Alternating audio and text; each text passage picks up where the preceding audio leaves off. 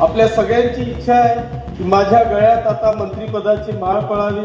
जशी तुमची इच्छा आहे तशी माझी पण आहे, पण आता ती केव्हा पडते हे माझ्या हातात नाही। हे बघा, प्रत्येकाला इच्छा असते आणि शेवटी पक्षश्रेष्ठ ठरवतात। खरं म्हणजे हा सत्कार जरी माझा असला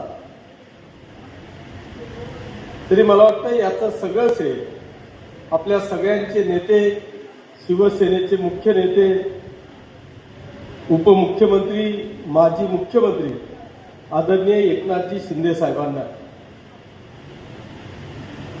त्यांनी खऱ्या अर्थाने या कामाची पावती मला दिली आणि त्या दिलेल्या संधीचं सोनं करण्याचं काम किंवा जबाबदारी आता बांधवांनो माझ्यावर देऊन ठेवलेली। आपल्या सगळ्यांची इच्छा आहे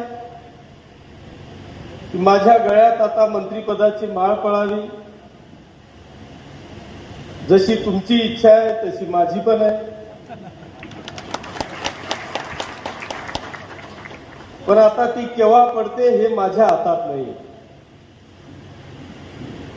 पण हरकत नाही, परमेश्वराच्या कृपेने, तुमच्या सगळ्यांच्या आशीर्वादाने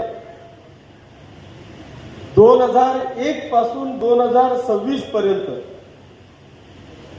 मला न मागता तुमच्या सगळ्यांच्या आशीर्वादाने आणि परमेश्वराच्या कृपेने सगळं काही मिळालं। आता काही मिळावं असं अजिबात इच्छा नाही, अपेक्षाही नाही, कारण मी आजपर्यंत काहीच मागितलं नाही। त्याच्यामुळे याही पुढे जे मिळेल ते न मागताच मिळेल याची मला 100% खात्री आहे।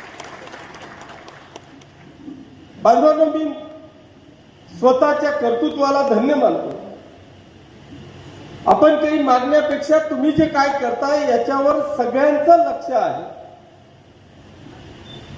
आपण जे करतोय त्याच्याकडे सगळेजण डोळे उघडे ठेवून पाहताय। त्याच्यामुळे तुमच्या कामाची पावती, आपल्या कामाची पावती आपल्याला 100% आपल्या जीवनामध्ये मिळते। याचं उत्तम उदाहरण म्हणजे किशोरप्पा आहे। आमदार किशोर पटेल यांनी पुन्हा एकदा जी मंत्रिपदाची इच्छा व्यक्त केलेली आहे। हे बघा, प्रत्येकाला इच्छा असते आणि शेवटी पक्षश्रेष्ठ ठरवतात।